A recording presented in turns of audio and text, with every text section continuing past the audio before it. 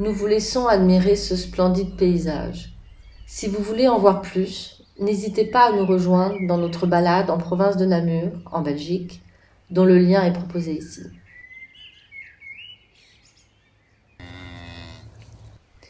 Malheureusement, comme dans des provinces voisines, notamment celle de Liège et plus gravement encore en Allemagne, aux Pays-Bas ou au nord de l'Italie, une pluie torrentielle s'est abattue après 2 semaines de pluie ininterrompue. Vous pouvez voir sur ces images que ce champ a littéralement été plié.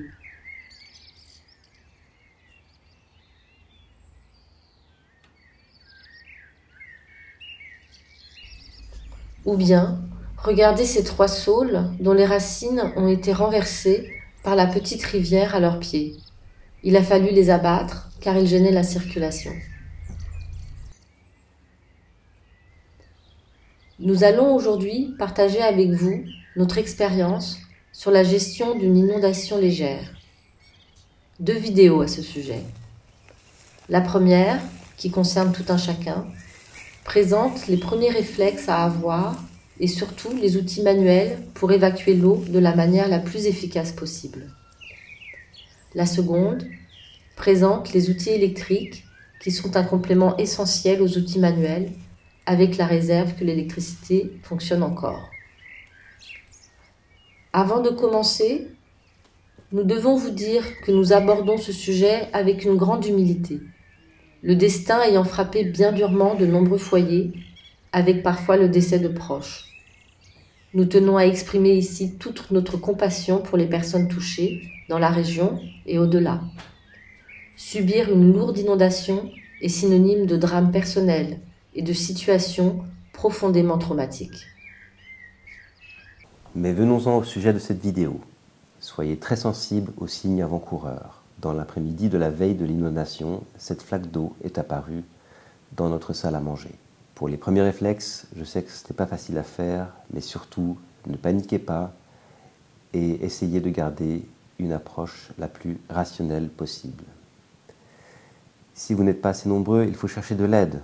Allez voir vos voisins, ils peuvent vous prêter des outils ou vous donner main forte.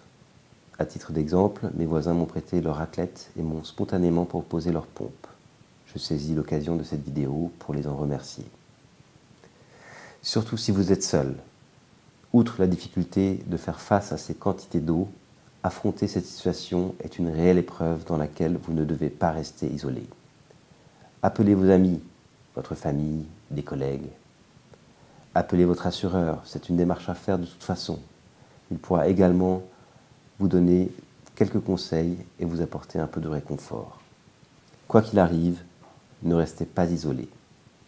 D'un point de vue plus pratique, le premier réflexe est de couper les circuits électriques qui alimentent des circuits très exposés à l'eau, en règle générale celui de la cave et celui de la chaudière.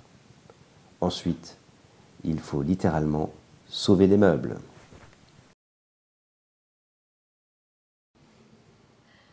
Alors la première chose à faire, c'est de mettre à l'abri tout le mobilier, en particulier le mobilier fragile, dans une zone qui n'est pas atteinte par l'eau. Si vous avez des objets plus volumineux, vous pouvez mettre une petite planche en bois. Comme ça, ça va éviter à ce que les pieds absorbent toute l'humidité. Il n'est pas toujours facile d'identifier les lieux par lesquels l'eau pénètre, mais essayez de les trouver. Cela vous permettra de mieux cibler votre intervention, par exemple en apposant des barrages avec des serviettes, tels que vous le verrez plus tard. Très souvent, l'eau pénètre par le bas des murs, comme chez nous où l'eau arrivait clairement du dessous des plinthes, voire entre les plinthes, comme vous le voyez ici. L'écoulement de l'eau par cet endroit était permanent, un signe pour que nous nous préparions à évacuer dans la journée des litres et des litres d'eau. Au niveau des outils, essayez de récupérer toutes les bassines possibles ainsi que les seaux dont vous aurez besoin pour essorer serviettes et serpillères. Sur ces images, vous voyez l'utilité d'une bassine de maçon qui, grâce à sa faible hauteur, permet de recueillir l'eau récupérée à la raclette. En toute logique, la pression d'eau vient du côté du jardin puisque le jardin est en dévers, donc l'eau arrive par le bas des plinthes ici. Donc, pour mitiger un peu la présence de l'eau partout, on va faire un rempart composé de serviettes et de serpillères. Donc, ici, évidemment, tout a été essoré. Et le meilleur moyen, c'est de les mettre à plat. Comme ça dure un peu plus longtemps.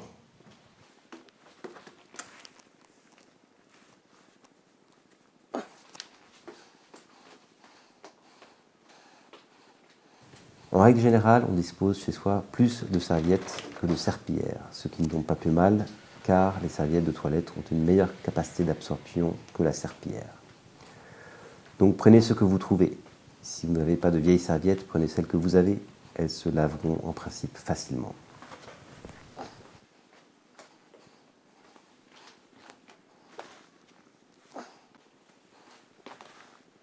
Et on en profite pour aspirer l'eau qui est derrière.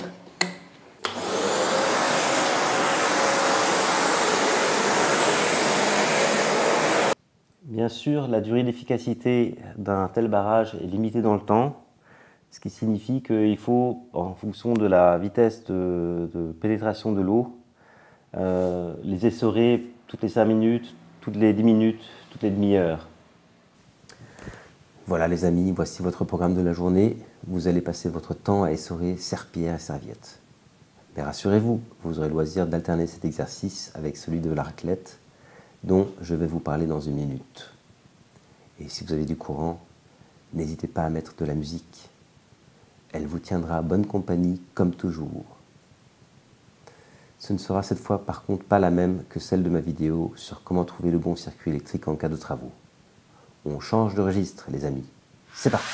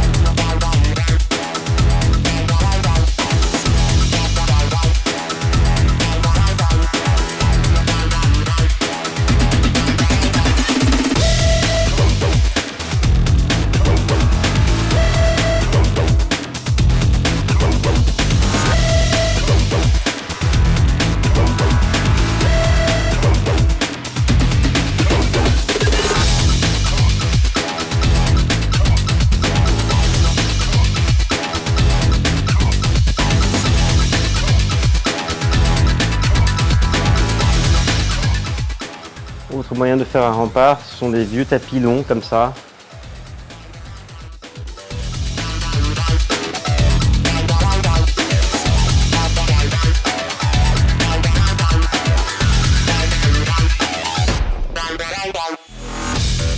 Ici, vous voyez l'efficacité de ce rempart. À gauche, l'eau est maintenue par le tapis et à droite, le sol est resté sec. Évidemment, la durée de l'efficacité de la protection dépend du volume d'eau infiltré.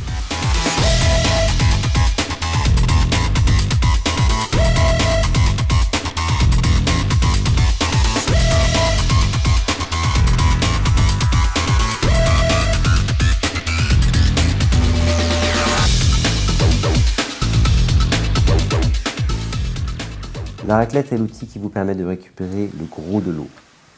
Elle permet de véhiculer un volume d'eau que les serpillères ou serviettes n'auront pas la capacité à absorber. Elle est donc idéalement employée avant les serviettes. Ne vous découragez pas, car vous aurez l'impression que cela ne sert à rien, compte tenu du fait que l'eau revient tout le temps. Mais ce n'est pas vrai. Votre intervention est décisive. Le mot d'ordre de la journée: la persévérance.